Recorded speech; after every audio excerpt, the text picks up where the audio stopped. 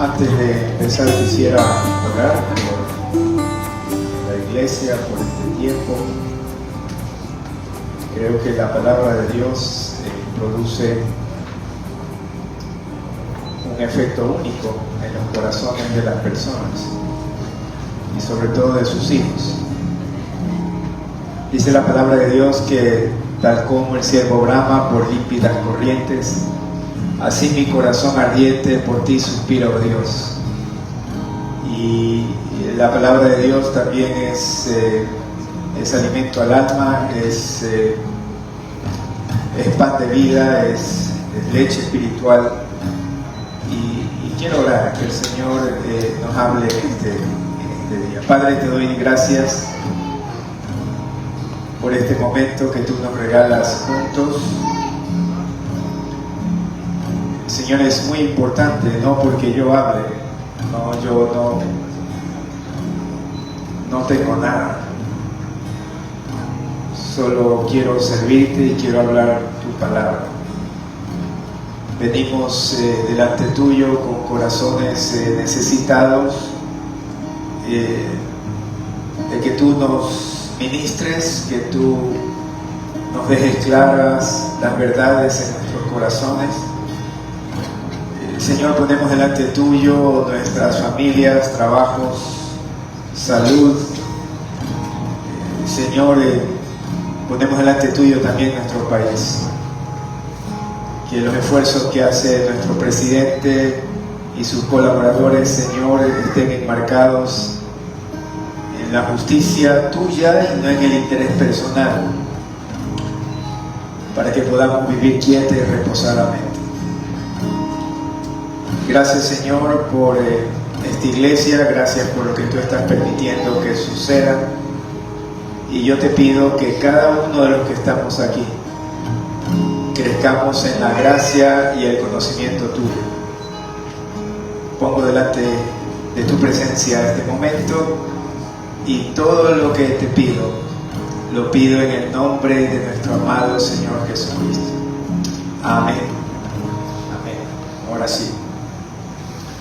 Les traigo saludos de la Iglesia Nacional. Estuvimos 3 días en Cuenca, reunidos 200 pastores, creo que estábamos, faltaban como 50 o 60, pero fue un tiempo muy especial de ver cómo la Alianza Cristiana y Misionera sigue creciendo. Hemos visto el testimonio de iglesias parecidas a las nuestras. Me llamó la atención una iglesia en Madrid que empezó justo en la pandemia, y este pastor también empezó con una carpa, bueno, más pequeña que la que tenemos nosotros, pero pude ver que el Señor es el mismo, los ha bendecido, esa iglesia está creciendo, aún en situaciones difíciles y adversas, porque están fuera de la parte, o están en la parte rural de Madrid, y gracias a Dios por esas iglesias que de manera sacrificial están sirviendo y llevando la verdad. También vimos a nuestros misioneros que están en casi todos los continentes y nos han visitado algunos de ellos acá, y es mi interés de que podamos apoyarlos más. No sé si ustedes están de acuerdo. Vamos a tener 2 veces al mes en que recojamos una ofrenda, porque nos pudieron compartir lo que ellos hacen y cómo han dejado todo acá en nuestro país para servir a nuestro buen Dios en otros sitios donde la palabra del Señor se la requiere mucho. Hay países budistas, musulmanes, donde no se permite hablar del Evangelio. Pero también teníamos buenas noticias de la Iglesia Alianza Ciudad Celeste. Estamos en el lugar 13 de 200 y más iglesias por algunos temas importantes. Somos el número 13 en aportes de todas las iglesias del Ecuador. Eso significa que estamos siendo fieles, ¿no? También somos una de las primeras iglesias que está en orden en la parte administrativa y contable. Usamos un nuevo sistema web, y ese sistema audita, y cuando nos auditan salimos que estamos usándolo bien. y somos una de las iglesias que más aportes damos a misiones, con ese dólar misionero. Estamos también dentro de los primeros 15 iglesias del país. Entonces, no es el tamaño, porque las iglesias más grandes tienen 3.000 miembros. No es el tamaño, es su corazón y mi corazón, y de los líderes y de los pastores. Entonces, quiero animarles a que sigan así, aunque pocos esta mañana, pero quiero animarles y continuemos. Dios nos va a proveer en su momento, tal vez otro sitio, pero hasta que eso llegue, debemos de seguir sirviendo al Señor, creciendo en el conocimiento y la gracia de Dios. Sí, la gloria sea para Él, la gloria sea para Él. Amén. Entonces, ahora sí, vamos al Evangelio según San Lucas. Por favor, si me acompañan. San Lucas, el capítulo 22. San Lucas, capítulo 22. Y los versículos del 63 al 71. Y antes de leerlos, quiero recordar algunas cosas que alguna vez las supimos y que ahora son importantes tal vez nombrarlas. ¿Cuántos han escuchado de los juicios injustos? Tal vez a Sócrates, este hombre que tras la derrota de una guerra que tuvieron allá en la Grecia antigua, en Esparta, se veía o se venía una inestabilidad política. Acordémonos que en esa área del globo terráqueo empezó la democracia. Y a Sócrates se lo acusa de motivar a los jóvenes a que fueran revolucionarios y que se fuera contra esa democracia. Entonces se le hace un juicio injusto, porque también decían que no reconocía a los dioses tradicionales. Era un hombre que según ellos estaba corrompiendo a la juventud, y entonces le hacen un juicio, y a pesar de que se defiende, de verdad, defendido por sí mismo, y después Platón, Sócrates, Platón, Aristóteles eran los filósofos grandes griegos, y después Platón lo defiende en una apología, pero este hombre, a pesar de ser tan sabio y decir la verdad, fue acusado injustamente y sentenciado a muerte. La mayoría de los votos de una asamblea les dijeron que este hombre tiene que morir. Pero algo que nos llamó la atención es que Sócrates no huyó, no se fue, no rehuyó sus convicciones, no la verdad que para él era. Entonces, este hombre se sacrifica en favor de la verdad y la filosofía y la ciencia o la academia. Pero estos juicios injustos son parte de la historia de la humanidad. Muchas veces los intereses egoístas y propios de una comunidad o de un grupo de gente se ven en contra de aquellos que en realidad son gente y personas que quieren contribuir y que quieren ver el bien común o colectivo. Y el ejemplo mayor de un juicio injusto y de quién era la verdad fueron los juicios a nuestro Señor Jesucristo. Él pasó por cerca de 6 juicios.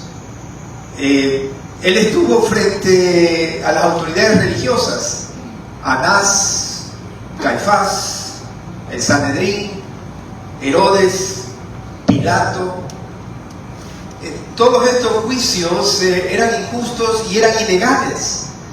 Eran ilegales porque cuando él fue ante Anás, que por cierto era el capo de la mafia de esa época, porque sí, era un sumo sacerdote que se perennizaba en el poder con gente que lo representaba, eran sus hijos y su yerno. Entonces Anás lo enjuicia, Caifás hace lo propio, y nuestro Señor Jesucristo calla cuando debía de hacerlo, pero también nos deja las verdades claras en los juicios que Él va a pasar.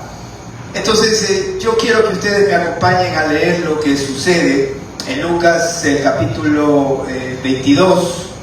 En estos momentos nuestro Señor Jesucristo va a pasar por mucho sufrimiento. Versículo 63, ya había experimentado la negación de uno de sus discípulos amados, Pedro, y ahora el vituperio y la maldad del hombre. 63 de Lucas 22. Y los hombres que custodiaban a Jesús se burlaban de él y le golpeaban.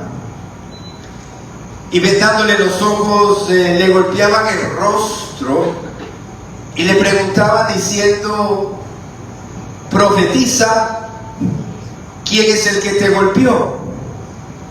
Y decían muchas otras cosas injuriándole.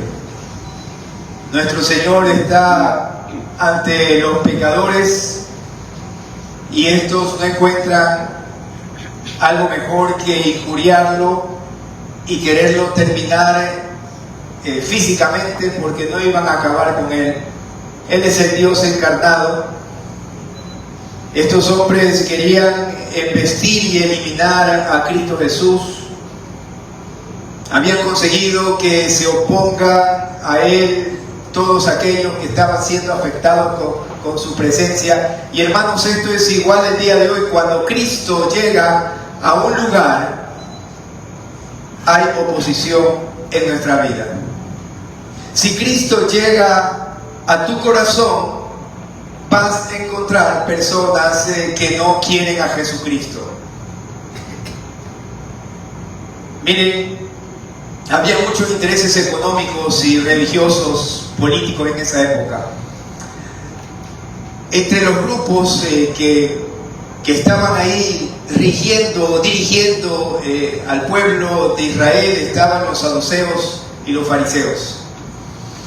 Los saduceos eran religiosos ricos, como ahora hay gente que tiene plata porque es religiosa, o porque dicen que son espirituales y acumulan mucho dinero. Yo digo algo muy sencillo: cuando uno es seguidor del maestro, quiere vivir como el maestro. Eso no quiere decir que no podamos prosperar, pero por sobre todo aquellos que le seguimos y le servimos, tenemos un ejemplo máximo que se llama Cristo Jesús. En esa época los saduceos se vieron atemorizados porque Jesucristo, acuérdense, 2 veces entró al templo a limpiarlo, al inicio de su ministerio y al final del ministerio. Él fue y volcó las mesas, a veces es necesario. Entonces estos hombres saduceos, que eran de la clase aristocrática y religiosa de Jerusalén o de Israel, no lo querían a Jesús.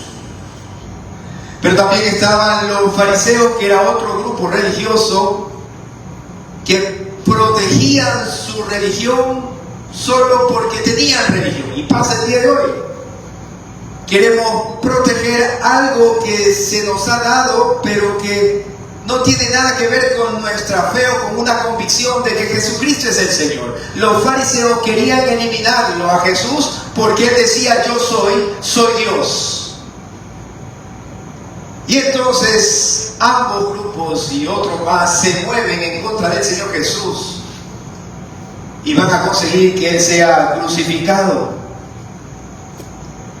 Ambos grupos no están dispuestos a negar su ego, a rendir todo lo que son y a venir a Cristo Jesús de manera humilde. Y pasa el día de hoy con usted y conmigo. A veces negamos a Cristo, no lo queremos a Cristo porque me llama la atención. ¿A cuántos de ustedes les pasa que el Espíritu Santo les comienza a hablar y lo quiere convencer a ustedes de justicia, de pecado, de juicio, y ustedes dicen: mejor me voy, mejor lo niego, mejor me aparto de Jesús? no estamos dispuestos a negarnos a nosotros mismos. Paradójicamente, el ser humano piensa que cuando se entrega a Jesús va a perder demasiado y entonces no se quiere entregar. Pensamos que cuando venimos a Cristo, lo que nos da seguridad, como el dinero, las posesiones, el poder, el placer y el conocimiento, los voy a perder porque Cristo va a llegar a mi vida. Y la verdad es que Él viene a ser Señor y Él va a disponer lo que Él quiera conmigo, pero para bendición mía, de los demás, de mi casa, de mi país, de mi comunidad.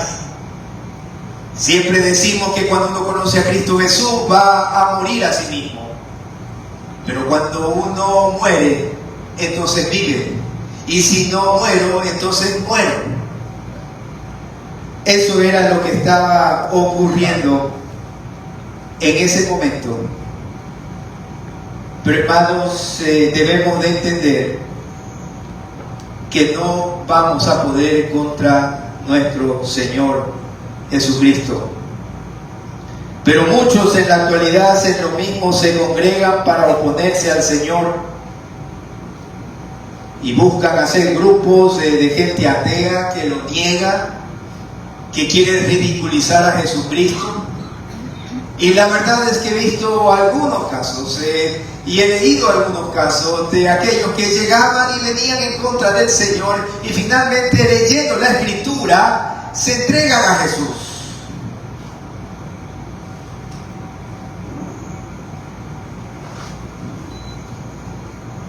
Miren cómo se burlan del Señor y le dicen: profetiza. ¿Quién es el que te golpeó? ¿Qué burla o qué ofensa tan grande al Señor del universo? Le estaban diciendo, habla. Y es lo que hacemos muchas veces y queremos que Dios hable a nuestro favor y queremos acomodar lo que Él dice, y por eso ellos lo están obligando, ¿no? En tono de burla: a ver, ahora sí profetiza, pero di lo que nosotros queremos. En Mateo el capítulo 23 vemos la actitud del ser humano muchas veces. Dios, yo quiero que tú digas lo que a mí me conviene, y si no lo dices así, entonces me opongo a ti, te persigo, te niego. Mateo 23, versículos 30 a 37, pueden abrir sus Biblias. Dice lo siguiente: y decís, si hubiésemos vivido en los días de nuestros padres, no hubiéramos sido sus cómplices en la sangre de los profetas. Los religiosos de esa época decían: el problema fueron nuestros padres, y ellos sí han perseguido a los que vienen a hablar de parte de Dios. 31. Así que dais testimonio contra vosotros mismos de que sois hijos de aquellos que mataron a los profetas. El Señor Jesús estaba hablando contra los religiosos que lo querían perseguir. Pero el versículo 32 dice: la cuestión es con ustedes también me persiguen, y persiguen a los enviados del Señor porque no creen en mí. Versículo 32: vosotros también llenad la medida, son igual que vuestros padres. Somos iguales que los seres humanos ateos de hace 100, 200, 300, 1000 años, 2000 años. Si nuestro corazón no se confronta con la verdad de Jesucristo, y lo vamos a ver en un momento. Versículo 33, nuestro Señor Jesús es muy fuerte y dice: pobrecitos, le dice: serpientes, generación de víboras, no aman a Dios, no aman a Cristo, no quieren saber nada de mí. ¿Cómo escaparéis de la condenación del infierno? ¿Cómo van a ser sin mí? Sin mí, que soy el dador de vida. Versículo 34, por tanto he aquí, yo les envío profetas, sabios, escribas, y de ellos a uno mataréis. Y miren lo que ya está diciendo el Señor: y crucificaréis. Porque les dicen la verdad, porque los quieren desacomodar. ¿Cuántas veces en la iglesia decimos: ya, obedece al Señor, ya deja, Yo los he enviado y los matan, los crucifican, y a otros azotaréis en vuestras sinagogas y perseguiréis de ciudad en ciudad, para que venga sobre vosotros toda la sangre justa que se ha derramado sobre la tierra, desde la sangre de Abel. Hemos sido así desde el inicio. ¿Qué significa la sangre de Abel? El justo que muere por el injusto que termina con el justo, que lo persigue, así como le estaban persiguiendo a Jesucristo. Desde la sangre de Abel el justo hasta la sangre de Zacarías, hijo de Berequías, a quien matasteis entre el templo y el altar. Mataban a los profetas. 36. De cierto digo que todo esto vendrá sobre esta generación. En primer lugar, vamos a decir que el mundo le va a perseguir a usted si usted está viviendo en la verdad. El mundo te va a perseguir. Un jefe injusto, un esposo injusto, una esposa que no ama a Cristo, te va a perseguir, te va a hacer la contra, igual como le hicieron a Cristo Jesús, al justo. Pero en segundo lugar, vamos a ver lo que sucede aquí en Lucas, el capítulo 22.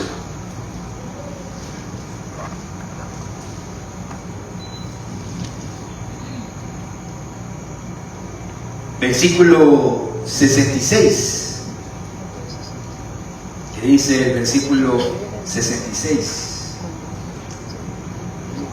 Cuando era de día se juntaron los ancianos del pueblo, los principales sacerdotes y los escribas, y le trajeron al concilio, es decir, a ese grupo de 70. Eran 70 los más religiosos, escribas, fariseos, saduceos. Eran 70 representantes del pueblo que se suponía que estaban buscando la verdad, pero estaban buscando la verdad lejos de Jesucristo.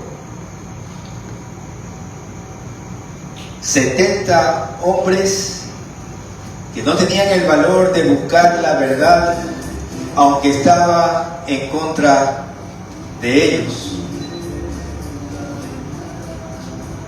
Todavía no le ponga la verdad, y ya mismo le pongo. Es que quiero que escuchen algo acerca de la verdad, y este es el segundo punto de esta enseñanza. En los versículos 67 al 68, ¿cuál es la verdad? Dice así: ¿eres tú el Cristo? Dilo o dínoslo. Y les digo: si os lo dijere, no creeréis. Y también si os preguntare, no me responderéis, ni me soltaréis. En segundo lugar, vamos a decir que a pesar de que seamos perseguidos, a pesar de que estamos pasando una crisis, a pesar de que estamos siendo probados, debemos de hacer relucir la verdad. ¿Y cómo uno puede empezar a decir y a vivir la verdad? He escuchado muchos casos en relaciones de esposos y esposas, y el esposo o la esposa vienen y me dicen: ¿sabe qué, pastor? Ya no puedo con esta relación. Y sucede que a veces, en el devenir del tiempo, con el paso del tiempo, el agresor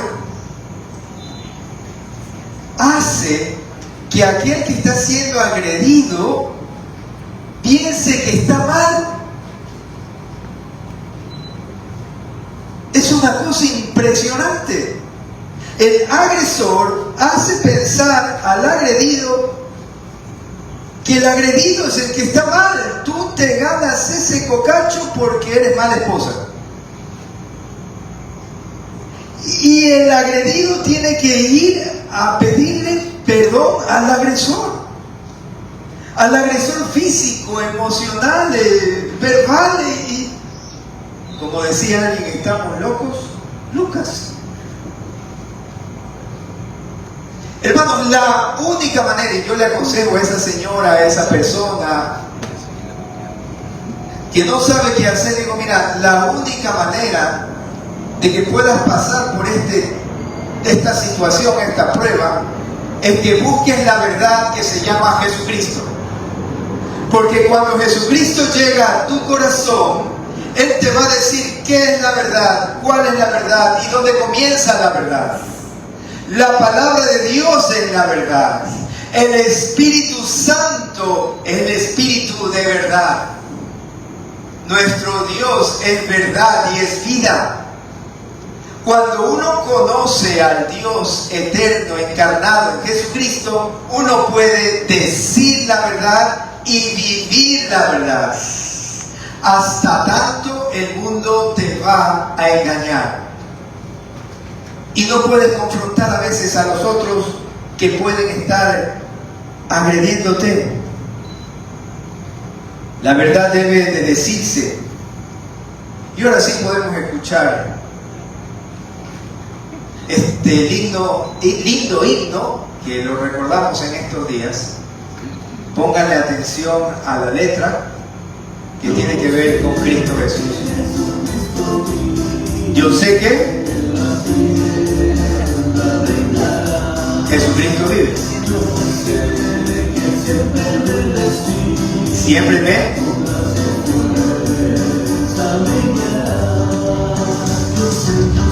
Yo sé que Cristo vive. Y en la tierra reinará. Yo sé que Él me recibe. Y por su amor me salvará. Yo sé que cumple sus promesas. Su palabra es la verdad.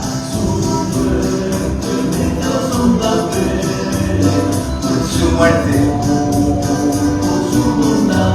Pero yo vivo por su bondad. Yo sé que Cristo vive. Reinará. Yo sé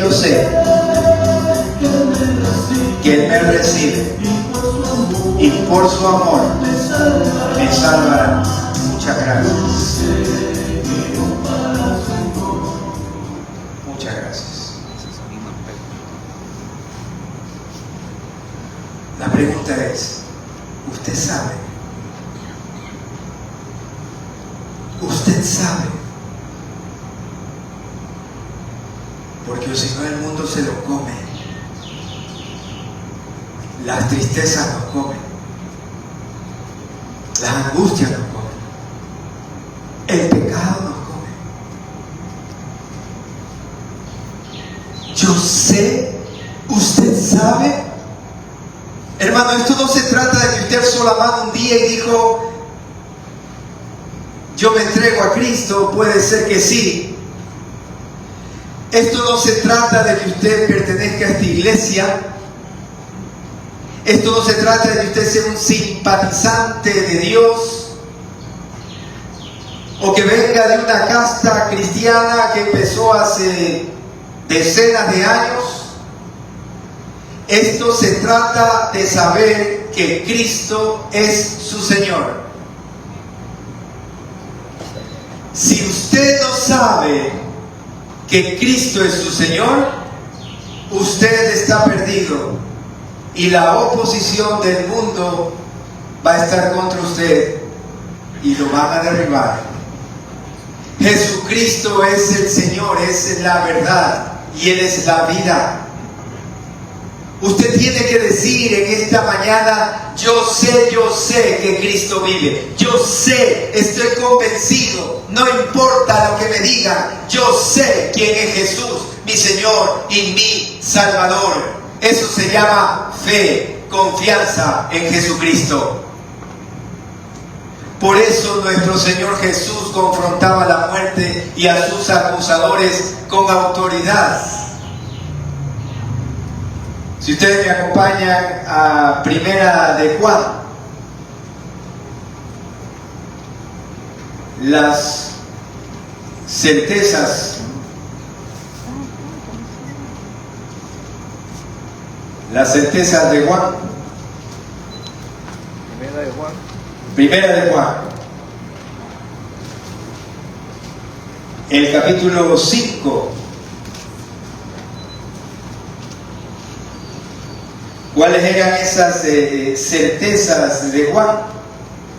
Miren lo que dice el versículo 1. Todo aquel que cree que Jesús es el Cristo es nacido de Dios. Tenemos la certeza de que he creído en Jesucristo porque he nacido nuevamente. ¿Qué significa nacido nuevamente? Como se le dijo a Nicodemo, no es que vuelvas a entrar a la barriguita de la mamá, es que el Señor está haciendo una nueva creación en ti. No es una religión, no es una costumbre, no es una moda cristiana, no es un momento, es una vida. Cuando estoy en la iglesia y cuando estoy fuera de la iglesia, cuando estoy en Guayaquil o cuando estoy en otra parte del mundo, soy una nueva criatura. Tiene esa certeza. Y todo aquel que ama al que engendró, ama también al que ha sido engendrado por él. El que ama a Dios, ama a Cristo. Usted, si ha nacido de nuevo y sabe que confía en Jesucristo, en su corazón no hay espacio para amar a ninguna otra divinidad. No hay espacio. Porque el mismo Señor dijo: yo soy. ¿A cuántos han escuchado la Trinidad? La Trinidad, Padre, Hijo, Espíritu Santo. Difícil de explicar, fácil de vivir o sencillo de vivir. Oras al Padre en el nombre de Jesús. Y el Espíritu Santo intercede con gemidos indecibles delante del trono de la gracia. Vivimos esa realidad. No podíamos ver a Dios en toda su plenitud porque moriríamos. Y entonces Él se humana y viene a este mundo Jesucristo nuestro Señor. Jesucristo va a la diestra del Padre, pasaron los 3 años en este mundo y ahora dejó a su Espíritu Santo para que vive en sus corazones y siga haciendo la misma labor que hacía Jesucristo con sus discípulos, de enseñarlos, de disciplinarlos, de ayudarlos, de acompañarlos. Paracletos, Espíritu Santo significa el que acompaña o el que ayuda. ¿Usted tiene esa convicción? Versículo 2 de Juan, 1 de Juan 5. En esto conocemos que amamos a los hijos de Dios, cuando amamos a Dios y cuando guardamos sus mandamientos. Yo sé que esos mandamientos son aquello que Él dice, son mandamientos. No dudo, sencillamente ahí está la palabra y le obedezco. A veces yo encuentro cristianos que están buscándole mucha lógica, información a la palabra más allá de lo que dice. Hay algunos que empiezan a buscar acerca del diezmo en el Antiguo, en el Nuevo Testamento, dice, pero no hay que dar menos. Hermanos, de con liberalidad, con alegría. Solo obedezca la palabra. Usted sabe y obedece y guarda sus mandamientos. Versículo 3. Pues este es el amor a Dios, que guardemos sus mandamientos no son gravosos. ¿Qué significa que es gravoso? Molestoso. A ver, nos gusta obedecer al Señor, se nos dificulta obedecer al Señor, pero anhelamos obedecer al Señor. Amén. La mitad. Si me amáis, guardad mis mandamientos.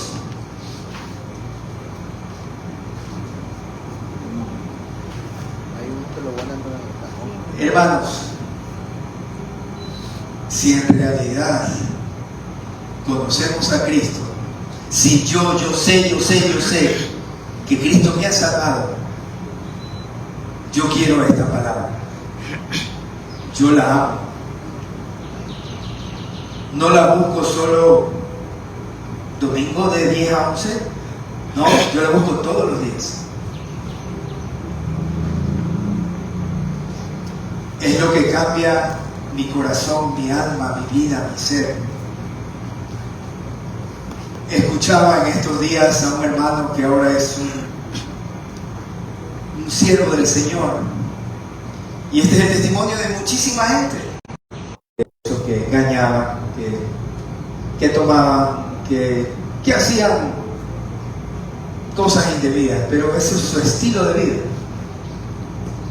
Y él nos daba el testimonio y nos decía acerca de la verdad. El pastor no estuvo atrás mío, el mensaje del Evangelio. Acepté a Cristo porque me arrepentí. Pero hermanos, lo que yo hice fue comenzar a leer la palabra y comenzaba a llorar cada vez que la leía. Es como el testimonio de ese par de esposos o esposo o esposa que decidieron leer la palabra en la noche. Y hasta esos días se peleaban frecuentemente y a alguno no se le pasaba la rabia y a la otra no se le pasaba el dolor, y así perro y gato, ¿no?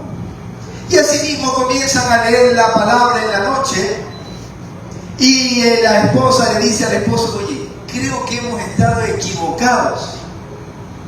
Al día siguiente el esposo le dice: ¿sabes qué, esposa? Creo que hemos estado fuera de la voluntad de Dios. Y siguen leyendo la palabra hasta que un día dicen: ¿sabes qué, esposo y esposa?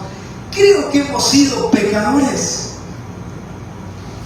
Porque esta palabra está hablando tanto a nuestros corazones que hemos estado fuera de la voluntad de Dios, y llorando ambos se arrodillan y aceptan a Cristo Jesús.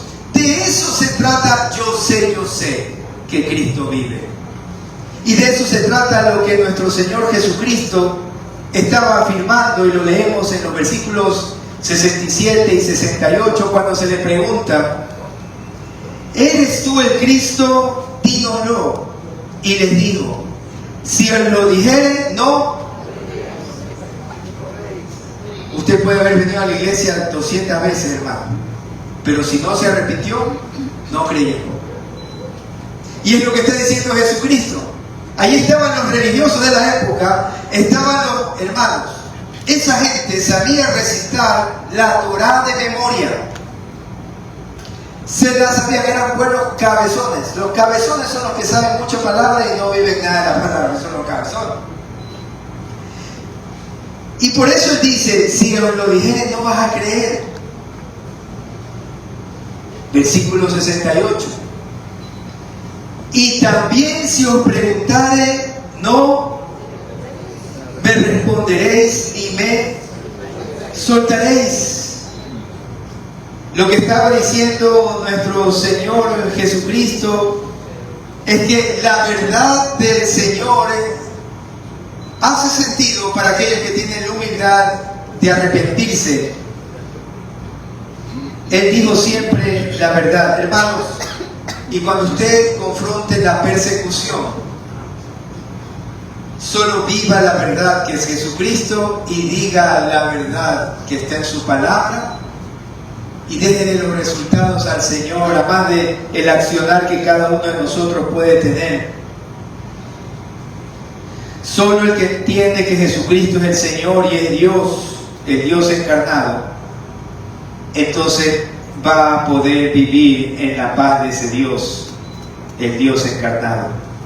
En Juan capítulo 8, los versículos 28 al 29.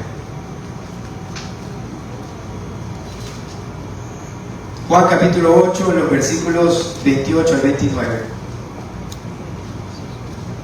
Les dijo pues Jesús: cuando hayáis levantado al Hijo del Hombre. ¿Qué significa eso de que levantado al Hijo del Hombre?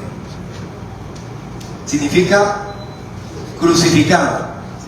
La Biblia habla en todo el Antiguo Testamento de que sería levantado por dos razones. La una, que iba a estar en el Gólgota, en una cruz levantado, y la otra, que lo verían todos aquellos que tienen la humildad para acercarse a Cristo Jesús y pedirle perdón por sus pecados. Entonces el Señor Jesús dice: cuando hayáis levantado al Hijo del Hombre, entonces conoceréis que que yo soy Dios, que vengo a salvarte, que vengo a darte una vida nueva, que vengo a coger todas esas necesidades tuyas de tu alma y que yo te voy a suplir. Y que nada hago por mí mismo, sino que según me enseñó el Padre, así hablo. Miren lo que dice a continuación. Porque el que me envió, conmigo está. No me ha dejado solo el Padre, porque yo hago siempre lo que le agrada. Como hombre, como Dios encarnado, nos daba ejemplo nuestro Señor. Romanos capítulo 1, versículo 4.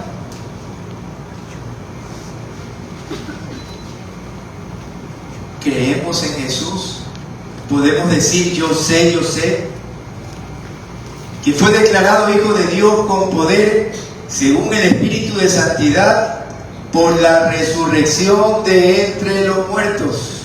¿Creemos que Él resucitó de los muertos? Creo que yo voy a resucitar también. Creo que ese Espíritu Santo que me vivifica todos los días me va a vivificar en un momento dado para resucitar e ir al cielo y estar con mi Señor.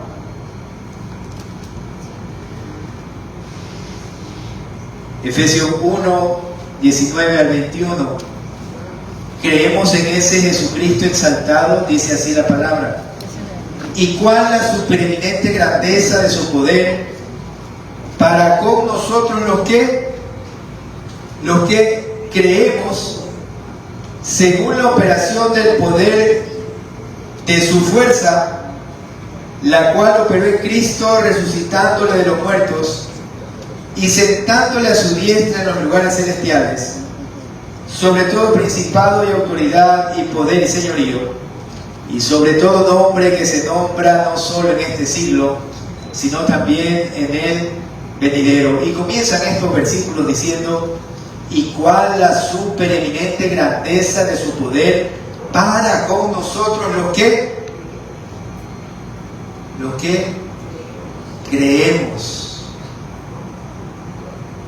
Hermanos, si usted dice yo sé que Cristo vive,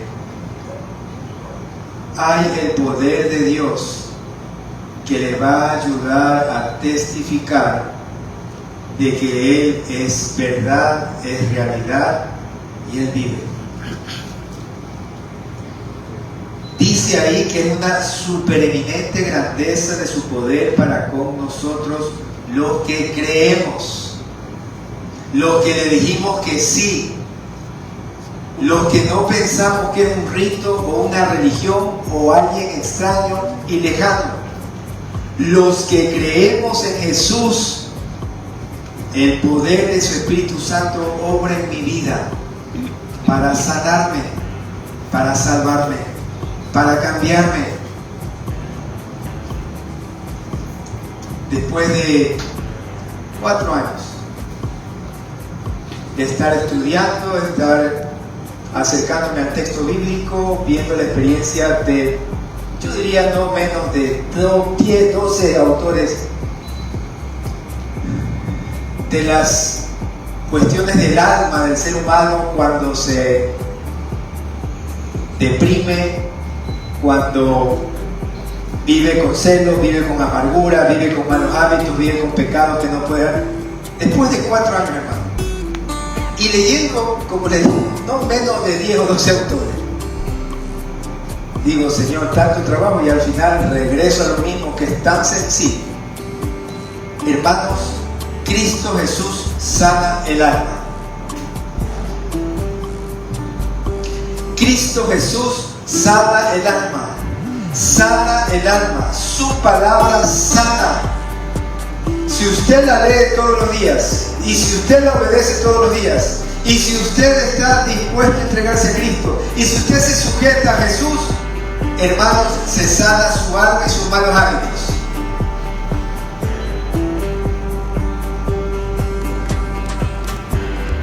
Pero hay que reconocer primero a la verdad, y quién es la verdad, se llama Jesucristo el Señor.